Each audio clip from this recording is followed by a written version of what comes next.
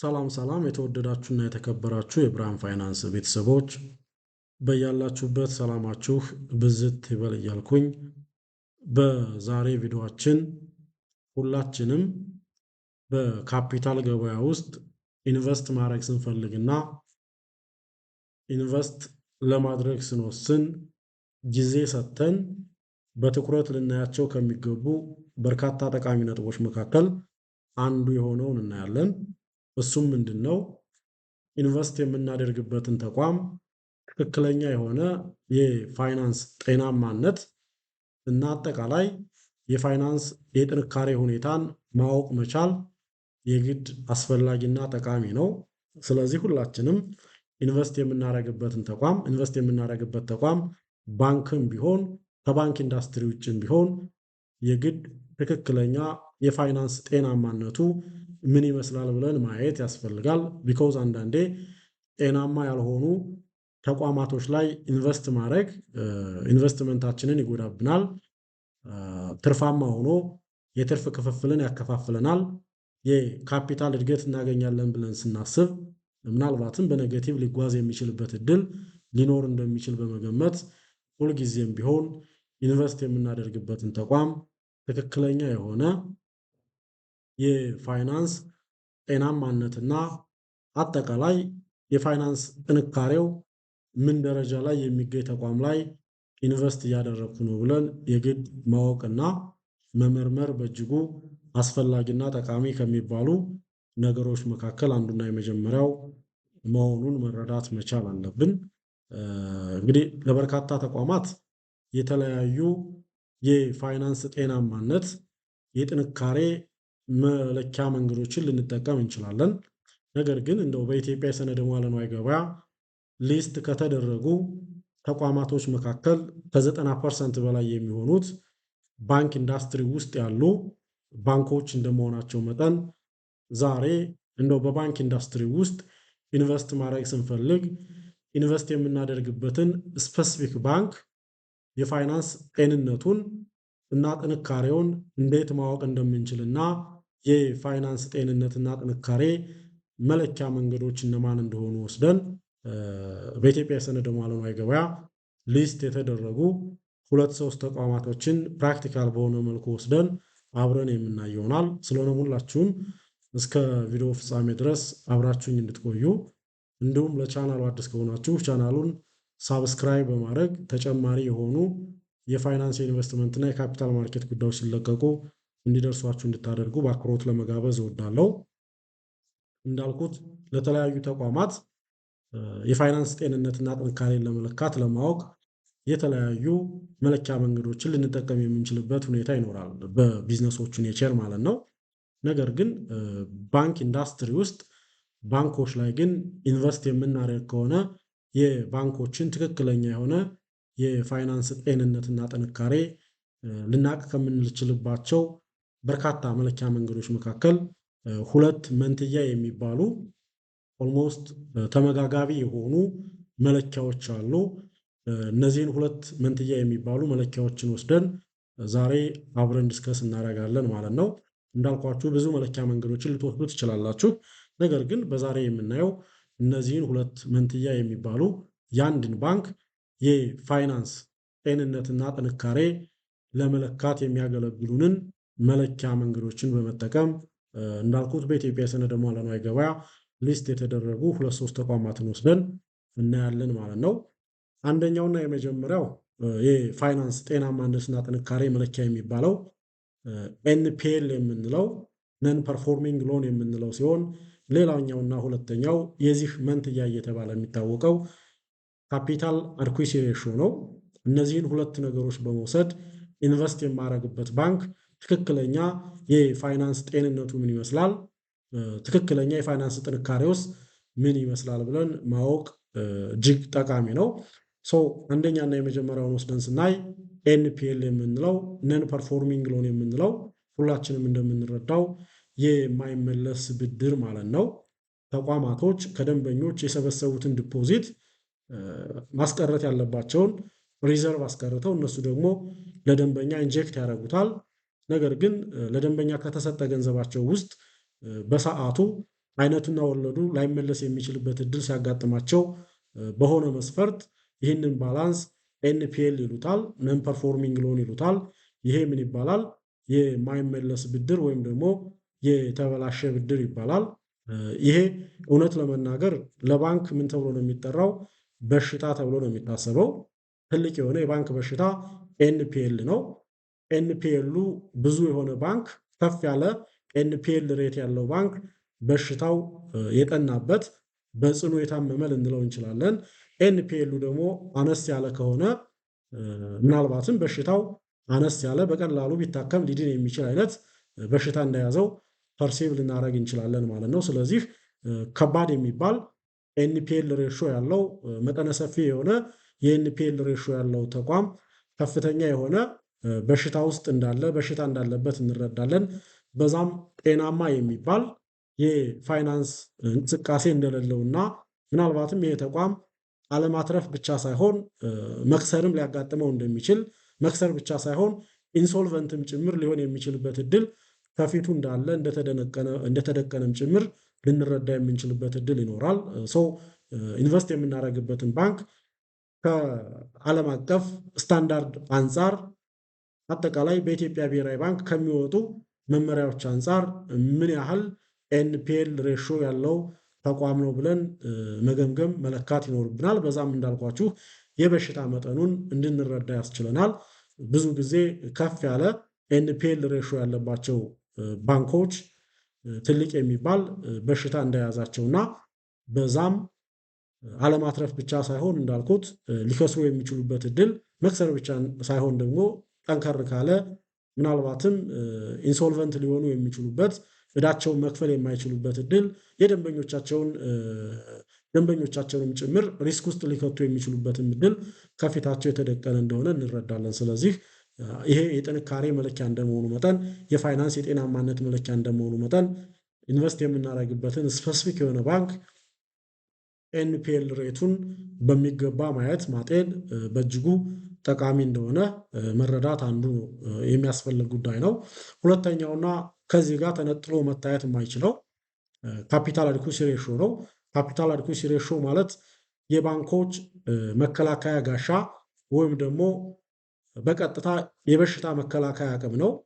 ተቋማት በአንድም በሌላም ኬዝ ያበደሩትን ብር መሰብሰብ የማይችሉበት እድል፣ ደንበኞቻቸው ዲፎልት የሚያደርጉበት እድል ሲኖር እንዳልነው ኤንፒኤል ይኖርባቸዋል። በዛ ሂደት ውስጥ ያንን በኤንፒኤል አማካኝነት ሊመጣ የሚችልን ኢንሶልቨንት የመሆን አደጋ ፕሮቴክት የሚያደርጉበት ያንን በሽታ መከላከል የሚችሉበት መከላከያ ጋሻቸው ምን ተብሎ ይጠራል? ካፒታል አዲኩሲ ሬሾ ይባላል። ስለዚህ ከፍ ያለ ተለቅ ያለ ካፒታል አዲኩሲ ሬሾ ያላቸው ተቋማት ጥንካሬያቸው የሚገለጽበት እንደሆነ፣ ጠንካራ መሆናቸው የሚገለጽበት እንደሆነ መረዳት ያስችለናል። ቢኮዝ ከፍ ያለ አዲኩሲ ሬሾ አላቸው ማለት ካፒታል አዲኩሲ ሬሾ አላቸው ማለት they have an ability to pay liabilities እዳቸውን የመክፈል አቅም እንዳላቸው እንረዳለን። they have an ability to respond even ሰደን የሆነ ክሬዲት እና ኦፕሬሽናል ሪስክ እንኳን ቢያጋጥማቸው ምናልባትም ኢንሶልቨንት ሳይሆኑ ፕላስ ክሬዲተሮቻቸውን ሪስክ ውስጥ ሳይከቱ ቢዝነሳቸውን በቀላሉ ማስቀጠል የሚችሉበት ኖርማል ማድረግ የሚችሉበትም እድል እንዳላቸውና በዛም ልክ አቅማቸው ሊለካ እንደሚችል መረዳት መቻል አለብን። ስለዚህ ጥሩ የሚባል ካፒታል አዲኩሲ ሬሾ ያላቸው ባንኮች ጥሩ የሚባል በሽታን የመከላከል አቅም ያላቸው እንደሆኑ መረዳት መቻል አለብን። ጥሩ የሚባል ካፒታል አዲኩሲ ከሌላቸው ግን they are unable to pay liabilities, they are unable to respond any sudden credit and operational risks. So immediately they become insolvent. ይሆናሉ። immediately ምን ይሆናሉ ማለት ነው? ክሬዲተሮቻቸውን ሪስክ ውስጥ ሊከቱ የሚችሉበትም እድል ይፈጠራል ማለት ነው። ስለዚህ ስፔሲፊካሊ ኢንቨስት የምናደርግበትን ባንክ የፋይናንስ ጤንነትና ጥንካሬ ልንለካ ከምንችልባቸው መለኪያ መንገዶች መካከል እነዚህ ሁለት መንትያ መለኪያዎች በዋናነት የሚወሰዱ መሆናቸውን አይተን ሁላችንም ኢንቨስት የምናደርግበትን ስፔሲፊክ የሆነ ባንክ ኤንፒኤል እና ካፒታል አዲኩሲ ሬሾን ማየት ከዛ ፐርስፔክቲቭ ለእኔ ለኢንቨስትመንት የሚመረጥ ነው ወይስ ደግሞ የሚመረጥ አይደለም ብለን አናሊሲስ መስራት በእጅጉ የሚመከር መሆኑን ሁላችንም መረዳት መቻል አለብን። ለምሳሌ እንዳልኩት በኢትዮጵያ የሰነደ ሙዓለ ንዋይ ገበያ ሊስት ከተደረጉ ብዙ ባንኮች መካከል ለምሳሌ ሶስቱን ወስደን ብናይ አንደኛውና የመጀመሪያው ለምሳሌ አባይ ባንክን ወስደን ብናይ የወሰድኩት ዓመት የሁላቸውም ዳታ የመጣው ከፕሮስፔክተሳቸው ነው፣ ከደንበኛ ሳቢ ዶክሜንታቸው ነው። ዓመቱ የሚያካትተው 2023 2024 እና 2025 ነው።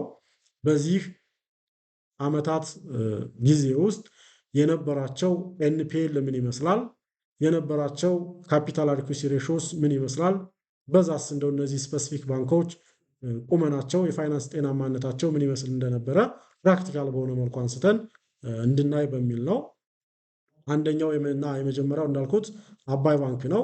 አባይ ባንክ 2023 ላይ እንደምታዩት ኤንፒኤሉ ነን ፐርፎርሚንግ ሎኑ 3.3 ነው። አሁን ላይ በኢትዮጵያ ብሔራዊ ባንክ የሁሉም ባንኮች ኤንፒኤላቸው ከ5% በታች እንዲሆን ሕግ ተቀምጧል። በማክሲመም ኤንፒኤል ቢኖርባቸው 5 ነው። ከ5 በላይ ከሆኑ ባንኮቹ አደጋ ላይ እንደወደቁ እጅግ በሽተኛ እንደሆኑ የሚገለጽበት ሁኔታ አለ። ይሄ ባይዘው ዓለም አቀፍ ስታንዳርድም ጭምር ነው። ከዛ ፐርስፔክቲቭም ስታዩት 2023 ላይ አባይ ባንክ 3.3% ኤንፒኤል አለበት። ይሄ የሚያሳየን እጅግ ጤናማ የሚባል ቶለሬት ሊደረግ የሚችል ኤንፒኤል ሬሾ እንዳለበት እንረዳለን።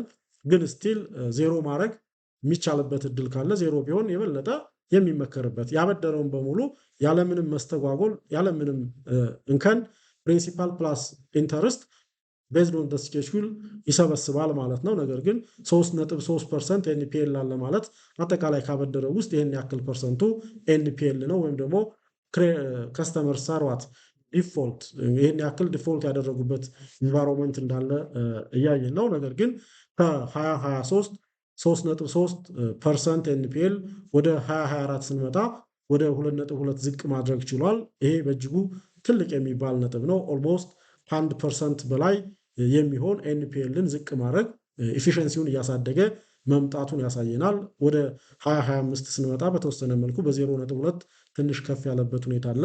ስለዚህ ኤንፒኤላቸው እያነሰ ይመጣል ማለት በሌላ አማርኛ ኤንፒኤላቸው እያነሰ ወይም ደግሞ ትንሽ ነው ማለት የዛ ባንክ አጠቃላይ ማኔጅመንቱም ክሬዲት ሪስክ ማኔጅመንቱ ኢፊሽንት እንደነበር ጥሩ የሚባል የክሬዲት ሪስክ ማኔጅመንት ፕራክቲስ እንዳለውም ጭምር የምንረዳበት ጥሩ የሚባል የተቋም ማኔጅመንትም ጭምር እንዳለ የምንረዳበት ሁኔታም እንዳለ በዛው እግር መንገዱ ማየት በእጅጉ ጠቃሚ ነው። ስለዚህ ይህንን አጠቃላይ ከ5% ኤንፒኤል ጋር ስታወዳድሩት በእጅጉ ጥሩ የሚባል አጠቃላይ በኢትዮጵያ የኢትዮጵያ ብሔራዊ ባንክ ፋይናንሻል ስቴቢሊቲ ሪፖርቱን ባወጣበት ሰዓትን ባስቀመጠው መልኩ አቨሬጅሊ 3.1 ነው ኤንፒኤሉ እንደ አጠቃላይ እንደ ሀገርም የባንኮቹ ኦን አቨሬጅ። ከዚህ ፐርስፔክቲቭም ስታዩት የነዚህ የአባይ ባንክ አሁን ኤንፒኤሉ እጅግ ደስ የሚል በዛም ደግሞ ካፒታል አዲኩሲ ሬሾን በሽታውን የመቋቋም አቅሙን ስታዩት ደግሞ በናሽናል ባንክ 11% ነው ሴት የተደረገው። ከዛ ፐርስፔክቲቭ ስታዩት አባብ ስታንዳርድ ነው፣ በጣም ጥሩ የሚባል ነው ማለት ነው። 2023 ላይ 12% ካፒታል አዲኩሲ ሬሾ አለው። ይሄ ማለት ምን ማለት ነው? አባውት 12.3% ኦፍ ሎስ which is resulted from risk weighted assets resist የማድረግ አቅም without insolvency and customers ሪስክ ማለት ነው። ከስተመሮችንም ሪስክ ላይ ሳይጥል ራሱም ኢንሶልቨንት ሳይሆን በዚህ መልኩ ሪዚስት የማድረግ አቅም እንዳለው ያሳየናል። ወደ 2024ም ስንመጣ በ15% ካፒታል አዲኩሲ ሬሾ አለው። ይህም የሚያሳየን የበለጠ ከስታንዳርድ በላይ መሆኑን ነው። ወደ 2025ም ስንመጣ 13.5 ነው።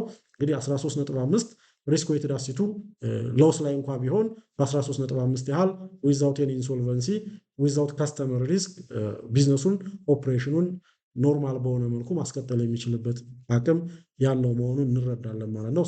ይሄ ጥሩ የሚባል እንቅስቃሴ እንዳለ ጥሩ የሚባል የፋይናንስ ጤናማነትና አቅም አባይ ባንክ ላይ እንዳለ በዚህ መልኩ እያየን ነው። ሁለተኛው አዋሽ ባንክ ነው። አዋሽ ባንክ ደግሞ የበለጠ ጥሩ የሚባል እንቅስቃሴ ነው። እዚህ ላይ እንደምታዩት 2023 ላይ ኤንፒኤሉ 1 ነው። ኦልሞስት ያበደረውን ሁሉ በሚገባ ቤዝድ ኦን አግሪመንት የመሰብሰብ እድሉ ከፍተኛ እንደሆነ እያየን ነው። ይህም እንዳልኳቸው የማኔጅመንት ኤፊሽንሲ ነው የሚያሳየው። ማኔጅመንቱ ክሬዲት ሪስክ ማኔጅመንት ላይ በርትቶ እንደሚሰራ ጥሩ የሚባል የክሬዲት ሪስክ ማኔጅመንት ፕራክቲስ እንዳለው እንረዳለን ማለት ነው። ነገር ግን በተወሰነ መልኩ ወደ 2024 ወደ 2025 ስመጣ አዋሽ ባንክ ኤንፒኤሉ ትንሽ ጨመር እያለ የመጣበት ሁኔታ አለ። እንግዲህ ሀገራዊ ሁኔታውም ጋር ተያይዘው ሊሆን ይችላል። ቢኮዝ አሁን ላይ ብዙ ቢዝነሶች እየተቀዛቀዙ የመጡበት ሁኔታ እንደመኖሩ መጠን ምናልባትም በዛ መልኩ ዲፎልት እያደረጉበት ሊሆን እንደሚችል እንረዳለን። ዋቴቨር ግን 2023 ላይ የበለጠ ኤፊሽንት እንደነበርና በተወሰነ መልኩ ግን ከ2023 ወደ 24 ወደ 25 ስንመጣ ግን ኤንፒኤሉ በተወሰነ መልኩ እያደገ ያለበት ሁኔታ አለ። ነገር ግን ስቲል ጥሩ የሚባል ነን ፐርፎርሚንግ ሎን ማኔጅመንት እንዳለው። ወደ ካፒታል አዲኩዌሲ ሬሽዮ ስንመጣ አዋሽ ባንክ እንግዲህ እንደምታዩት በ2023 12% ነው። ያ ማለት ሪስክ ዌይትድ አሴቱ እስከ 12% ድረስ ለውስ ቢያጋጥመው እንኳን ያለምንም ኢንሶልቨንሲ እና ከስተመር ሪስክ ሪዚስት ማድረግ የሚችልበት ቢዝነሱን ስሙዝ በሆነ መልኩ ማስቀጠል የሚችልበት አቅም እንዳለው ያሳየናል ማለት ነው። ይሄ ደግሞ ከ2023 ወደ 24 እና ወደ 25 ስንመጣ የበለጠ እየጨመረ አባብ ዘ ስታንዳርድ የሆነበት ሁኔታም እንዳለ እያየን ነው። እንዳልኩት በስታንዳርዱ 11% ነው። ነገር ግን አዋሽ ባንክ 14% ሜንቴን ማድረግ የቻለበት እና ጥሩ የሚባል አድኳይት የሆነ ካፒታል ቤዝ እንዳለው እያየን እየተረዳን ነው ማለት ነው። ሌላው ወደ አቢሲኒያ ስንመጣ አቢሲኒያ ባንክ ሪላቲቭሊ ከነዚህ ከሁለቱ አነስ ባለመልኩ ፐርፎርም ያደረገ ነው። አጠቃላይ ካየነው ጥሩ ነው። ነገር ግን ሪላቲቭ በሆነ መልኩ ደግሞ ከአባይ ባንክና ከአዋሽ ባንክ ጋር ብናወዳደረው ከሆነ አቢሲኒያ ባንክ በተወሰነ መልኩ ትንሽ ከፍ ያለ ኤንፒኤል አለበት፣ ትንሽ አነስ ያለ ደግሞ ካፒታል አዲኩዌሲ ሬሽዮ እንቅስቃሴ እንዳለው እያየን ነው ማለት ነው። ለምሳሌ 2023 ላይ 3.5 ኤንፒኤል አለበት። ይሄ እንግዲህ ከሁሉም በላይ ነው። ያ ማለት ካበደረው ውስጥ አጠቃላይ በዚህ ሬት ያክል ዲፎልት አጋጥሞት እንደነበረ፣ ይሄ ደግሞ እንግዲህ እየጠነከረ ከመጣ ወደ ባድ ዴት ኤክስፔንስ ራይት ኦፍ ሊደረግ እንደሚችል እና ይህም አጠቃላይ የባላንስ ሽት መጠኑንም ሊያሳንስ የሚችልበት እድል እንዳለ እንረዳለን። ነገር ግን ከ2023 ወደ 2024 እና 25 ስንመጣ ግን ጥሩ የሚባል ማሻሻያዎች ግን ያሉበት ሁኔታና ኤንፒኤሉም ቢሆን ጤናማ መሆኑን የሚያሳይበት እድል እንዳለ ቢኮዝ ስቲል ይሄ ምንድነው ከ5% በታች እንደመሆኑ መጠን ጥሩ የሚባል የኤንፒኤል ቁጥጥርም እንዳለው፣ በዚህም የማኔጅመንት ኤፊሽንሲው ጥሩ እንደሆነ አጠቃላይ ክሬዲት ሪስክ ማኔጅመንት ፕራክቲሱም ጥሩ የሆነበት እንቅስቃሴ እንዳለ እንረዳለን። ነገር ግን እንዳልኩት በንጽጽር ከአባይ ባንክና ከአዋሽ ባንክ ጋር ሲወዳደር የተወሰነ ዊክነስ እንዳለበት ግን እዚሁ ላይ ማየት የምንችልበት እድል አለ። ወደ ካፒታል አዲኩዌሲ ሬሽዮም ስንመጣ የተወሰነ መሻሻሎችን ቢኖሩ ግን ከነዚህ ከሁለቱ አንጻር ካየነው አነስ ያለበትና በተወሰነ መልኩ ቢሆን ኢትዝ ቢሎው ስታንዳርድም እንደሆነ መረዳት የምንችልበት እድል አለ። ቢኮዝ ካፒታል አዲኩዌሲ ሬሽዮ አሁን ላይ በተሻሻለው መመሪያ መሰረት የኢትዮጵያ ባንኮች 11% ካፒታል አዲኩዌሲ ሬሽዮን ሜንቴን ሊያደርጉ ይገባቸዋል የሚል ህግ አለ። ከዛ ፐርስፔክቲቭ ስታዩት የተወሰነ ፐርፎርም ማድረግ ያልቻለበት እድል እንዳለ የምንረዳበት ሁኔታ አለ። ለምሳሌ 23 ላይ እንደምታዩት 9.8 ነው። 2024 የተወሰነ ማሻሻያ አድርጎ ወደ 10.1% ከፍሏል። ተመልሶ ግን ወደ 2025 ስንመጣ 9.4 ነው። ኢትዝ ቢሎው ስታንዳርድ ነው። ቢሆንም ግን ጥሩ የሚባል የካፒታል አዲኩዌሲ ቤዝመንትም እንዳለው ልንረዳ የምንችልበት፣ በአንጻሩ ግን ካየን አንደኛ አዋሽ ባንክ እንደሆነ ከነዚህ ማለት ነው፣ ሁለተኛ አባይ ባንክ እንደሆነና ከነዚህ ፐርስፔክቲቭ ብቻ ካየ ነው አዋሽ ባንክ በሶስተኛ ደረጃ የተቀመጠበት ሁኔታ አለ። ስለዚህ ሁላችንም የባንክ ዘርፉ ላይ ኢንቨስት ስናደርግ የፋይናንስ ጤናማነታቸውን ማወቅ ይኖርብናል። በሽተኛ መሆን አለመሆናቸውን ማወቅ አለብን። በሽተኝነታቸው የሚለካው በኤንፒኤል ነው። ትልቅ የሚባል ኤንፒኤል ካለባቸው ትልቅ የሆነ በሽታ አለባቸው ማለት ነው። ያንን በሽታቸውን ለመታከም ትልቅ የሚባል ካፒታል አዲኩዌሲ ሬሽዮ የግድ ያስፈልጋል። ካፒታል አዲኩዌሲ ሬሽዮ ደግሞ የፋይናንስ አቅምን ነው የሚያሳየው። ስለዚህ ሁለቱ መንትያ ናቸው፣ ሊነጣጠሉ ብዙ አይችሉም። ስለዚህ በዚህ መልኩ ኢንቨስት የምናደርግበትን ባንክ ስፔሲፊክ የሆነ የፋይናንስ ጤናማነትና የፋይናንስ አቅም ኦልዌይስ መለካት፣ መገምገም በእጅጉ የሚኖረንን ኢንቨስትመንት ውጤታማ ለማድረግ ከሚረዱን በርካታ ጠቃሚ ነጥቦች መካከል የመጀመሪያውና ዋናው መሆኑን ልንረዳ እንችላለን ብዬ አስባለሁ። ለነበረኝ ቆይታ በእጅጉ እያመሰገንኩኝ ቪዲዮ ጠቃሚ አስተማሪ ሆኖ ካገኛችሁት ላይክ እንድታደርጉት፣ ሼር እንድታደርጉት እንዲሁም ደግሞ ለቻናሉ አዲስ ከሆናችሁ ለተጨማሪ የፋይናንስ ኢንቨስትመንትና የካፒታል ማርኬት ጉዳዮች ቻናሉን ሳብስክራይብ አድርጋችሁ ቤተሰብ እንድትሆኑ በአክብሮት ለመጋበዝ እወዳለሁ። አመሰግናለሁ። ታንኪዩ